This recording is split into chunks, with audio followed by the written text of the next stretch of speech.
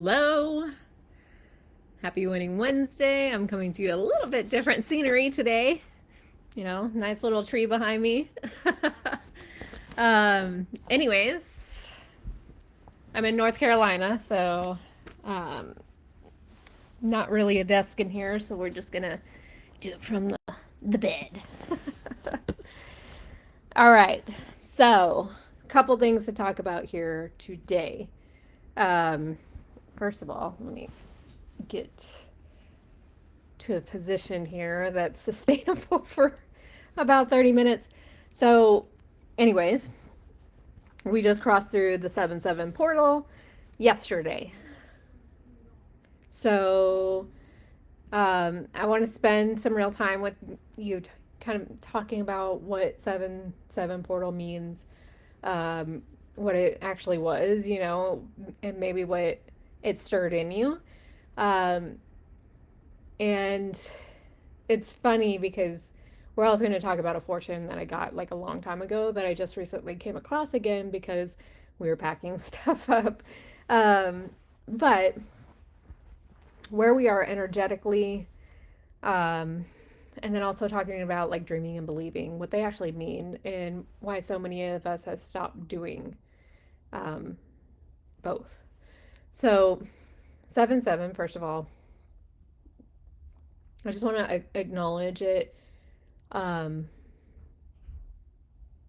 I want to kind of sit with what it was doing. So, numerology wise, 7-7 is the number of, or the number seven is the number of spiritual awakening, inner wisdom, divine timing. It's basically the number connected to introspection, going within, um, kind of the knowing that doesn't come from logic or evidence, but something deeper, quieter. Like it's a contemplative number. Um, Also, the number of like truth seeking. So when you see a single seven show up, it's often considered kind of a trust your intuition nudge. Slow down and listen inward instead of looking outward for the answer. But when we get double seven, so 7-7 yesterday, energy compounds here. So this is what, why it's a portal day, right? Like it's portal is a threshold point where the veil between where you currently are and what's available to you, like the veil's thin, like it's coming closer together. Alignment moves faster, synchronicities show up, louder, more frequently. Intuitive downloads land more with more clarity, and what you're holding on to energetically, like your beliefs, focus, your fears, desire, like it tends to get amplified rather than diluted. So, think about what that means for what you experienced over the last, day or two. Like, if you found yourself more emotional than usual, or, um, like this portal is going to amplify, something that was already asking for your attention. So, if you had a moment of unexpected clarity or a decision suddenly feel obvious when it was murky for like forever before now, like it was likely the portal too. So if old fears or doubts came up today, um you know loudly more aggressive, um or like in the past day, it's not the universe being cruel with these things. It's the amplification of everything. It's essentially doing its job, right? Like it's bringing to the surface exactly what needed to be seen, needed to be felt in brought awareness to, so that it can finally be addressed instead of quietly running in the background, right? So portals are not about something being handed over to you. It's more, it is acceleration, yes, but it compresses time in a strange way. Like it might take months to become clear, or something that I might have taken months to become clear on can become clear in a day or a week. Or what might have taken years to shift internally and can shift in one afternoon. So this is kind of like a gift of the day, like 7-7. It also means that the day immediately following a portal like this, it tends to feel like kind of an integration day. You might be a little bit tender, a little bit raw, a little bit tired. Your nervous system processing like it was processing everything that got accelerated, and so it's kind of like slow the brakes, right? Like give me a second to breathe. So I bring all this up because I think this portal in particular landed at exactly the right moment to introduce the next thing that I wanted to talk to you about. So um, a while back, I got this fortune.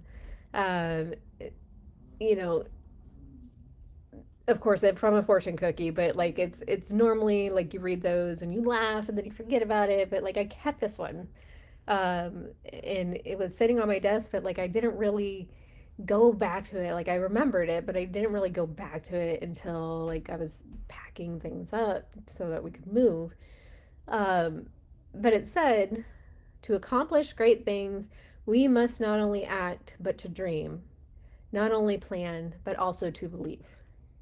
So I remember reading it and just kind of sitting with it for a second, because it did name something that I had felt but never really brought that awareness to, right? Like I never put it into words before. So the, there's a difference between acting and dreaming, right? Like there's a difference between planning and believing. And most of us, especially, the chasers, the goal getters, the ambitious, the capable, like get things done kind of people in this community, like they've gotten really good at half of that equation and have quietly let the other half go, like dormant.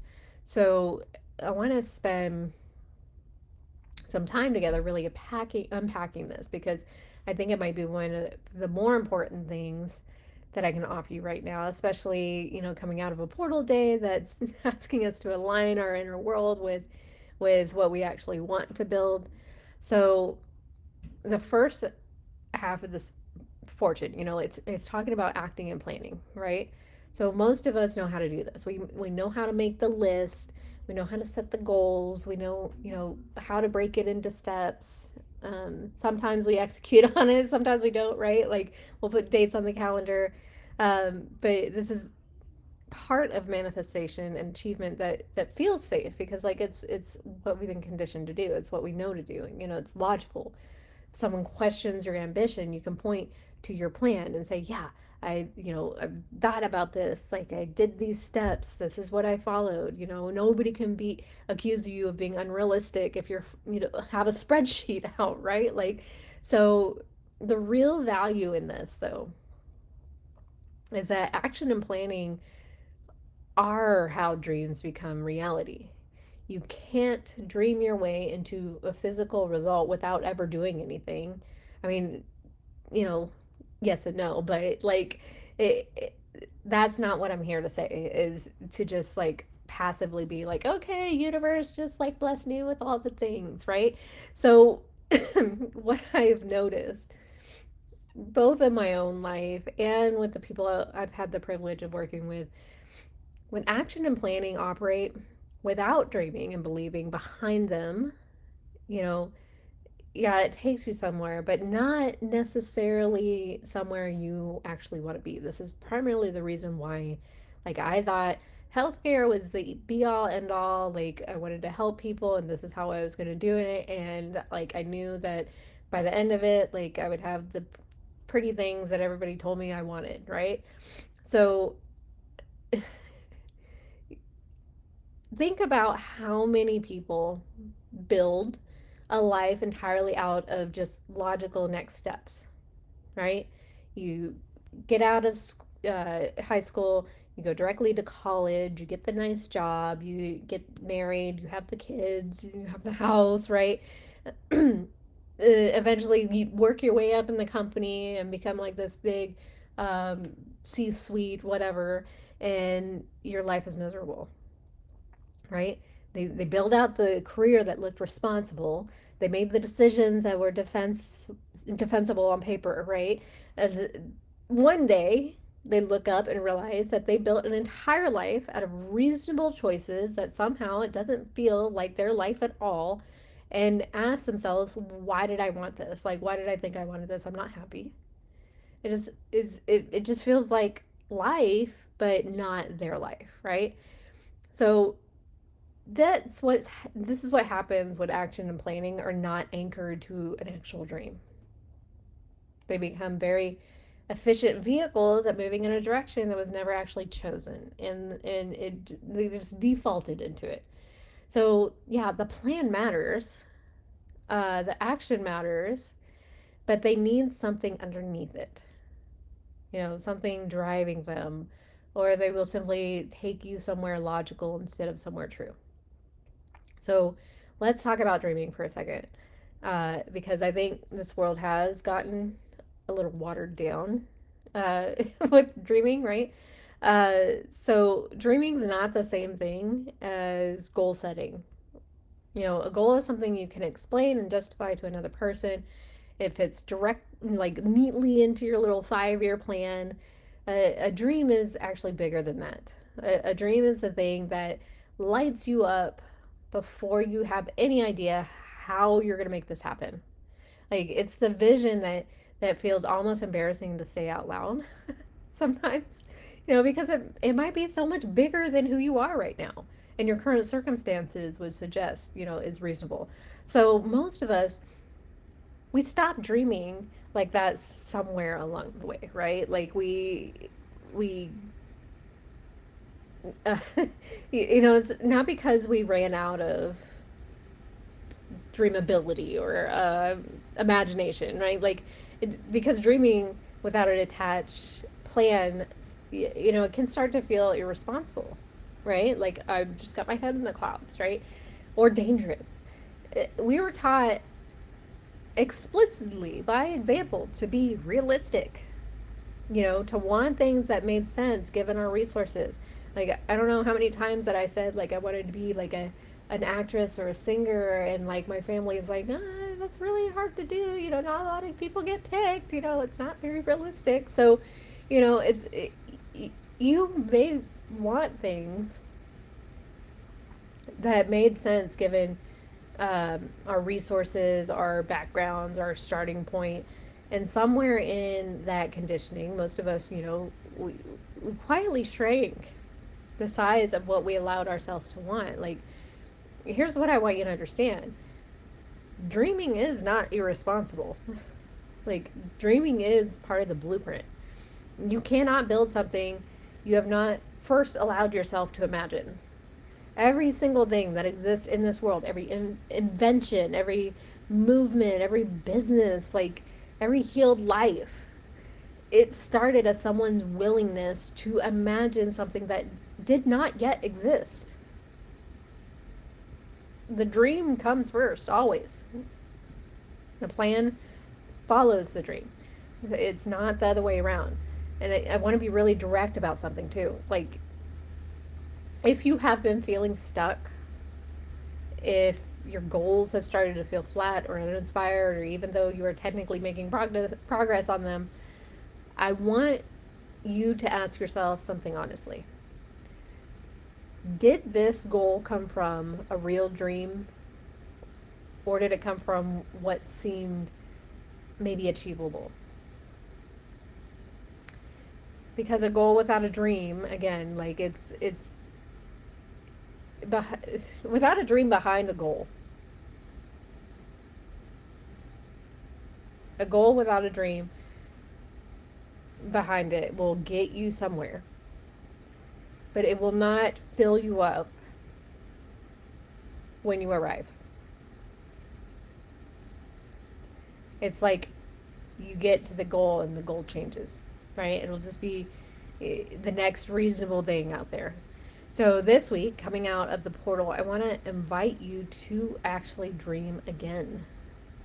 Like, not plan, but dream. Let yourself imagine the version of your life that feels almost too big to say out loud, even to yourself. But like, don't worry yet about how it's going to happen. Just let yourself to want it fully, without immediately editing it down to something that may be a little bit more reasonable or believable. So let's quickly talk about believing, because this is a piece that actually kind of keeps the dream alive for long enough for the plan to catch up, because it's not the same as having evidence. If you already had evidence that something was going to happen, you would not need to believe in it, right? Like, you would just know. You would know it's going to happen. Believing is required precisely in that gap, in the space between the dream and the arrival of the dream. Like when logic says, this doesn't make sense, and the results have not shown up yet, and there's nothing external to point to, like that proves that you are actually on the right path, right? The gap, it sucks. It's uncomfortable. Most people abandon the dream at this point, somewhere in the gap, because, like the discomfort of uncertainty, it just feels worse than the disappointment of giving up. And so at least, giving up, it kind of feels like a decision, doesn't it? Staying in the unknown, it feels like you're just kind of lost, just floating along and nothing's happening, right? But believing is what lets you stay in the gap without completely collapsing. And, giving up digging right before you hit gold. So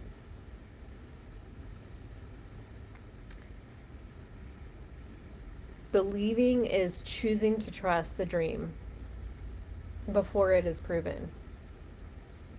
It's holding the frequency of the person who already has what you are dreaming of, even while your current circumstances have not caught up yet to the version of that version of you yet.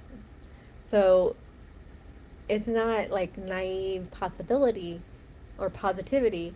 It's this is not pretending everything is already fine or ignoring what's actually happening in your life.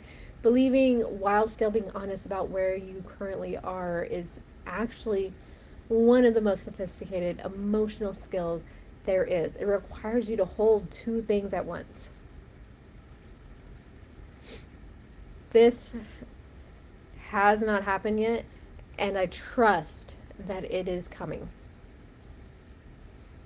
Both are true simultaneously. So here's why this matters so much right now. Coming out of the portal, it just amplified everything that you are holding energetically. What you believe right now in this exact window is getting amplified. If you believe the dream is coming, that belief is being strengthened. If you believe it's out of reach, that belief is being strengthened too. The portal does not choose sides. It just turns up the volume on whatever you decide to hold. So the invitation, yeah, it's clear. Choose a belief that serves the dream.